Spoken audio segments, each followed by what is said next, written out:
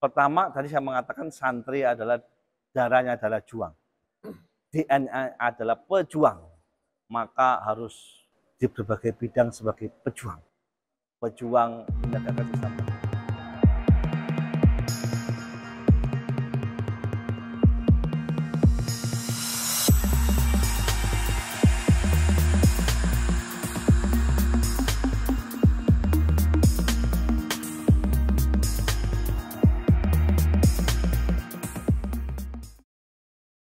Assalamualaikum warahmatullahi wabarakatuh. Waalaikumsalam warahmatullahi wabarakatuh. Baik, kali ini saya bersama Kiai Agung Irawan, sang penulis, sang kiai dan juga penulis yang alhamdulillah kali ini pada siang hari ini bisa berkumpul bersama dengan santri pesantren Fadlul Fadlan.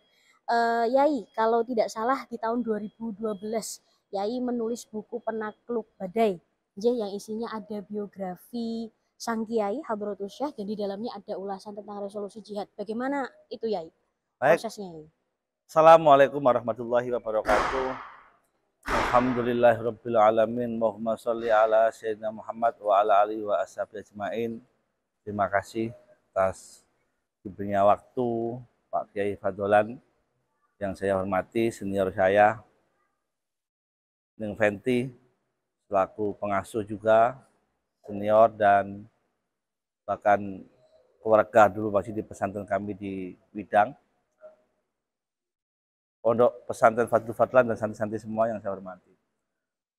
Saya lupa persisnya buku ini kapan terbit, tetapi saya ingat nulisnya 2009. 2009. Ya, mungkin awal-awal terbit masih pakai penerbit Global NO dan LTNO.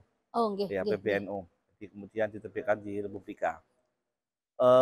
Kami menulis novel itu bukan dari imajinasi, tapi saya nulis itu berdasarkan sumber-sumber yang menurut saya sangat terpercaya. Okay, okay. Dokumentasi, manuskrip, semua saya lampirkan di belakangnya. Jadi hampir-hampir kalau saya mau ngasih footnote, itu ada footnote-nya setiap lembar. Ada tapi, basis datanya. Ya, tapi kami nggak mungkin itu karena kita hanya membuat adegan saja.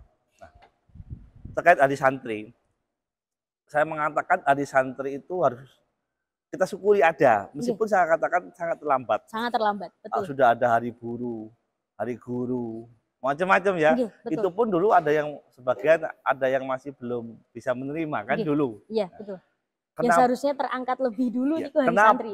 Kenapa saya katakan terlambat? Karena memang DNA bangsa Indonesia ini, ya, darah, air mata dan nyawa yang dipersembahkan untuk bangsa Indonesia ini, ya, sangat besar jasa pesantren dan santrinya. Betul, betul.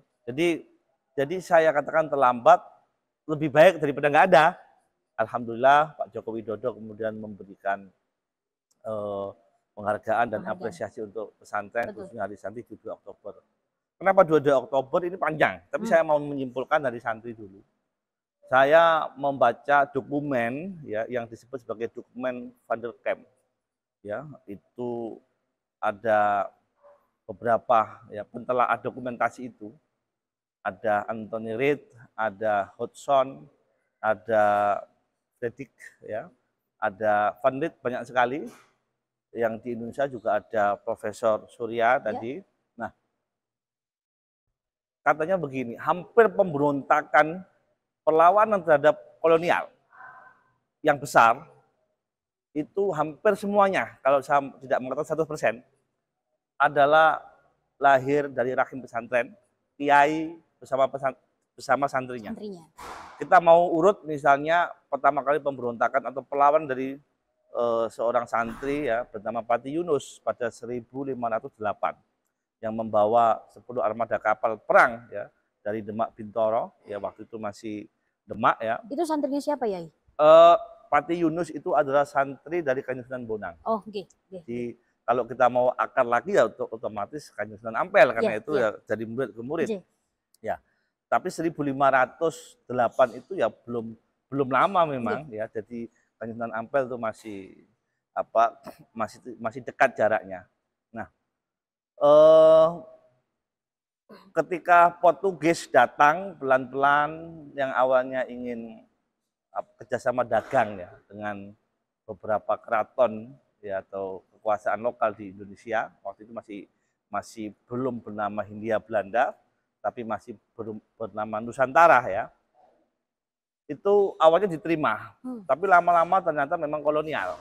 Jadi ada monopoli dagang dan sebagainya. Akhirnya lama-lama menguasai bandar Selat Malaka atau pelabuhan terbesar waktu itu disebut sebagai piramida emas karena hampir kemanapun pasti lewat situ dunia. Mata rantai dunia pelabuhannya di situ, bandara terbesar. Kalau waktu itu ya masih pelabuhan ya, sekarang itu ya bandara internasionalnya terbesar. Nah ini sumber cuan diambil. Nah tidak terima karena ini kedaulatan Nusantara, kemudian melawan dan gugur ya bersama para santri. Kemudian kalau kita mau detailkan beberapa, tapi kita mau ambil yang besar, sekitar dari itu 1.500 kemudian 1.700. 1.702 sampai 1.706 ada perang sepanjang yang dipimpin oleh seorang kiai bernama Syed Ali Baidowi dengan para santrinya. Itu melawan kekuasaan VOC. Perang sepanjang itu di daerah mana ya? Perang sepanjang di Pantura, antara Pati Semarang sampai Pantai Semarang sampai ke mana ini? Setelah Semarang ini? Mana ini? Setelah Semarang di mana ini? Ada Batang, Pekalongan? Sampai Pekalongan. Ya. Jadi sepanjang itu. Dan itu diperkirakan yang gugur santri itu sekitar 10.000 waktu itu loh. 10.000 santri? 10.000 santri, bayangin. Bersama umat Islam tentunya ya, yang lain. Jadi penggeraknya ya kiai. Itu karena monopoli dagang VOC. Kita tahu VOC 1596 datang itu sebagai mitra kerja aja sebenarnya awalnya. Tapi lama-lama kan monopoli ya dan sebagai kolonial lagi. Jadi itu dilawan dan gugur. Kita bisa lihat catatan sejarahnya gugur. Kemudian loncat lagi satu abad kemudian 1825 di Penegoro ya bersama guru-guru torikotnya ya kita salah satu mengenal Kiai Abdul Rauf itu ya yang memberikan hizib dan disebut sebagai perang Jawa atau Java itu yang diperkirakan menghabiskan uang Belanda 3 kali lipat APBN-nya waktu itu 20 juta golden. Ya santri kalah lagi sebenarnya. Jadi terpencar-pencar ya Kiai Mojo semua banyak gugur itu kalah lagi. Nah jadi kalau mau kita urut banyak sekali perlawanan tetapi kemudian ya kapan itu menang ya 22 Oktober dimulai dari situ. Nah sebelumnya kalah terus ya kalah terus ya jadi dan itu makanya saya mengatakan DNA santri DNA pejuang karena memang betul. Nah, yang kedua saya mau runtut dulu ya boleh nggak diruntut dulu boleh untuk boleh. kronologi Mbak Hashim karena ini berkaitan dengan buku saya ya. Jadi saya mau runtut masa perjuangan Jepang. Ya, Belanda sudah bertekuk lutut ya J.J. Pressman menyerahkan kekuasaannya di Hindia Belanda waktu itu pada tanggal 5 Maret ketika Jepang mengambil alih ya di bawah Komandan Jenderal Ishimura. Ya, Ishimura itu waktu itu adalah tangan kanan kaisar. Nah, jauh sebelum itu sebenarnya khususnya NO itu sudah aktif berkomunikasi dengan pemerintah Jepang. Karena Jepang juga punya studi kawasan Timur Tengah dan Islam. Orang-orang Jepang banyak yang ke Hijaz juga belajar agama Islam dan di Jepang juga punya majalah Syirkatul Inan ya yang nanti juga menginspirasi Nadine membuat koperasi sebenarnya. 1306 khususnya ya itu Mbah Mahfud Siddiq ke Jepang. Itu masih Belanda di kita. Kerjasama dengan Jepang terkait belajar ekonomi atau pemberdayaan ekonomi rakyat. Itu belajarnya ya dari Jepang. Di sana punya sistem ekonomi Islam Al-Maunah dibawa ke Indonesia. Jadi, apalagi dengan seperti jadi ada framing Jepang itu sudah Islam, Jepang adalah pengayom, Jepang adalah kakak kandung, Jepang adalah sahabat. Makanya ketika Jepang masuk welcome semua. Malah senang ya. Sebelumnya itu sudah kerjasama. NU sudah pernah ke sana, Kiai Mahfud Siddiq sudah pernah ke sana. Semuanya. Nah, tetapi yang waspada itu nasionalis. Iya. Karena bagaimanapun negara asing datang itu apa tujuannya? Ya, kalau mereka bilang tujuannya untuk memerdekakan bangsa Indonesia, ya waktu yang bernama waktu itu Hindia Belanda. Nah, ternyata Mbah Hashim juga nggak ada curiga apa-apa ketika diangkat menjadi ketua Sumubu itu mufti Hindia Belanda dengan kekaisaran Jepang mau. Ya. itu orang-orang nasionalis itu sempat menuduh yang macam-macam buruk. Mbah Hashim tertuduh. Ya. Ya, mereka menuduh kan nasionalis Nggih. itu, karena kalau kita geledah dokumentasi tahun-tahun itu, misalnya di Majalah Jawa itu yang terbit di Yogyakarta, kemudian ada Fajar Timur, ada Ya. beberapa Quran waktu itu mengatakan bahwa Mbah Hashim antek.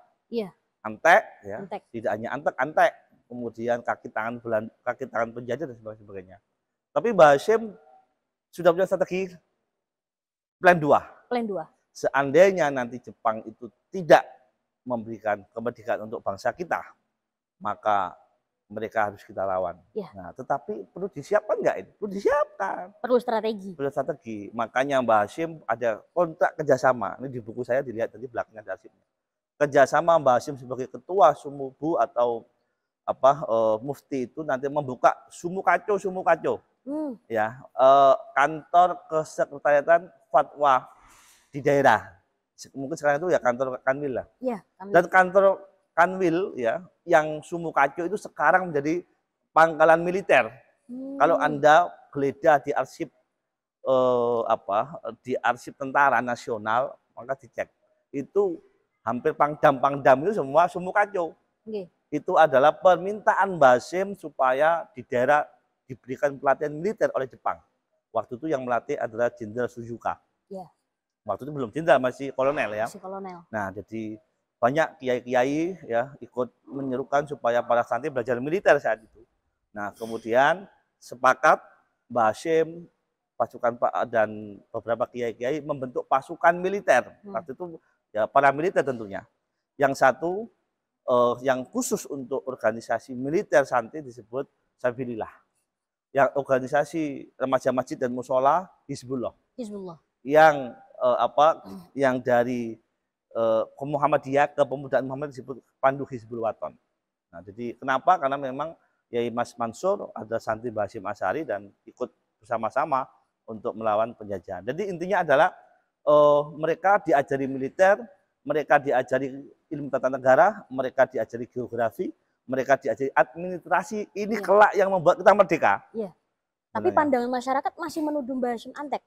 Ya kan, ya ini kan strategi, nggak nampak di luar. Jadi ada namanya dramaturgi, apa yang ada di luar, yang di dalam nggak nampak. Jadi yang taunya pokoknya antek aja, mereka bersama-sama dengan penjajah Jepang, begitu aja. Tapi ini strategi ini. Nah, makanya saya mengatakan bahwa Mbah Hashim itu oleh As'ad Shahab, seorang wartawan Lebanon yang ada di Indonesia waktu itu, mengatakan bahwa Mbah Hashim Asy'ari sebagai Labnatil Istiqlal al-Indonesia, ya, peletak dasar, ya, jadi peletak dasar kemerdekaan Indonesia. Karena memang dari sini strateginya sebenarnya. Ya. Nah, apakah nasionalis berjasa? Tentu berjasa, tetapi bagaimana signifikan tergantung cara pandangnya. Tapi saya bilang tidak berlebihan kalau As'ad Shahab mengatakan demikian, karena memang dari sini mulainya, ya, karena sampai nanti Jepang membuat BPUPKI itu kan karena kerjasama ini sebenarnya. Ya, singkat cerita, kemudian yang penting kita belajar dulu militer, yang penting kita belajar pegang pistol, gerilya, kita belajar pakai senjata, kita belajar baris berbaris, kita belajar administrasi negara. Mungkin nggak kita menang tanpa tahu ilmu negara bisa merawat Indonesia? Tidak mungkin. Tanpa geografi mungkin nggak? Kita buta. Makanya ini diajar dan Jepang, maka jangan heran si mbah-mbah kita bisa bahasa Jepang. Belanda 350 tahun nggak ada bisa. Kalau mbah-mbah kita bisa bahasa Jepang itu jasanya Mbah Hashim Asy'ari. Kontrak tadi sebagai Sumubu. Jelas kan ini? Nah, kemudian latihan ini terus berjalan. Nah, ternyata Jepang juga punya strategi. Kenapa memberikan pelatihan militer kepada pribumi, pemuda-pemuda ini? Karena yakin bahwa jajahan Belanda ini akan dikembalikan lagi. Betul, tanggal 2 September di Wina, Liga Bangsa-Bangsa memutuskan bahwa jajahan Belanda yang ada di Nusantara ini dikembalikan lagi oleh Belanda. Tugas mengembalikannya ada 2, Nica sama Afnei. Nah, ini dipakai strategi Jepang supaya yang melawan ada pribumi. Nah, jadi kita melawan 2 santri. Sebenarnya kita diperalat juga ya, Yai. Kita punya strategi. Kita memang berhasil menghadang pasukan Nica, menghadang pasukan Afnei, tetapi kita juga bisa mengusir Jepang sekaligus. Iya. Luar biasa kan. Double kill. Makanya ini saya bilang ini strategi yang luar biasa dari Mbak Hasyim. Nah, tetapi ini ada di arsip. Tapi kenapa tidak nampak? Karena memang ini ditutupi oleh Orde Lama dan Orde Baru supaya kesadaran politik nanti jangan bangkit. Karena saham terbesar Republik ini adalah pesantren dan para kiai sebenarnya menurut saya. Menurut saya begitu. Betul, Nah, betul. ya kalau perspektif nasionalis ada, tentu ada. Tetapi ya nanti cara pandangnya juga beda kalau kita itu konfrontasi ini. Saya mau tanya, saat kita sedang berjuang melawan kolonial, datangnya Nietzsche. Nietzsche itu datang pada 9 September. Ya. Sudah datang. Yang dari Singapura itu sudah masuk ke Tanjung Priok. Tanggal 29 itu sudah masuk ke Tanjung Perak. Ya. Itu kalau bisa dibayangkan, kalau nggak ada fatwa jihad, apa ada perlawanan? Ya. Sulit. Sulit. Ya. Makanya, semua itu harus. Dan saya mau tanya, saat ini kita sedang bertempur di kemana nasionalis? Dicek, Sultan Syahrir kemana? Ke Wina.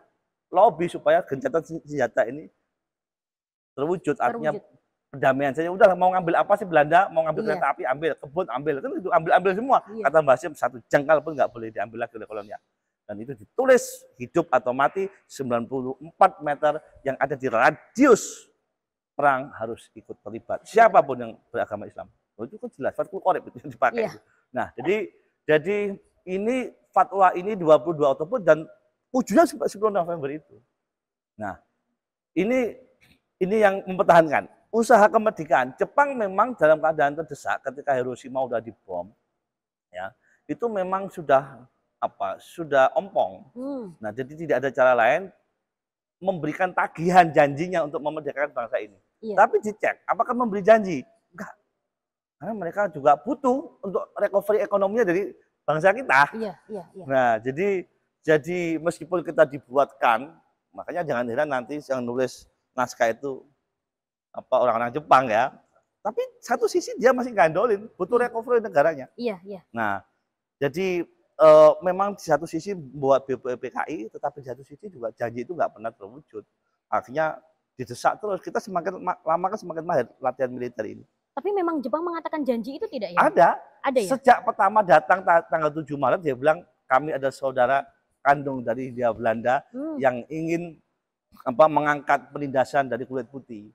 Oh iya, memang janji dia akan datang untuk memerdekakan. Tapi tidak pernah terwujud. Tak terwujud. Jangankan kemerdekaan, malah di sini banyak kebijakan yang mengerikan. Ada rumuso, ada sekerai, ada tanam paksa, macam-macam, malah mengerikan. Nah, tapi Mbah Hasyim tetap jadi ketua Sumubu karena ada strategi itu. Nah, singkat cerita, ya di dalam peran pesantren itu juga tentang negara Indonesia ini yang mau dijadiin apa ketika mau merdeka, yang dikasih angin segar ini. Apakah mau republik, apakah mau khilafah Islamiyah, apakah mau negara sekuler? Ini kan para founding father ini kan debat deadlock itu. Ini mau apa? Ya, yang alumni dari Jamaatul Khair di Surakarta inginnya negara Islam, daulah Islamiyah dengan khilafah. Ada yang negara sekuler seperti di Amerika, ya, nggak usah agama-agamaan. Tapi orang pesantren, wakil pesantren Wahid Hasyim, putra dari Hasyim Asy'ari, memberikan gambaran bahwa kemungkinan yang cocok negara kita meniru negara Madinah, membawa dokumen Sahifatul Madinah yang beri 5 poin. Yang pertama adalah jika musyawarah tidak mufakat, maka keputusan diambil oleh ketua pimpinan sidang berdasarkan voting. Yang kedua, ada hak dan kewajiban orang-orang non-muslim sebagaimana tertulis dalam perjanjian Hudaibiyah.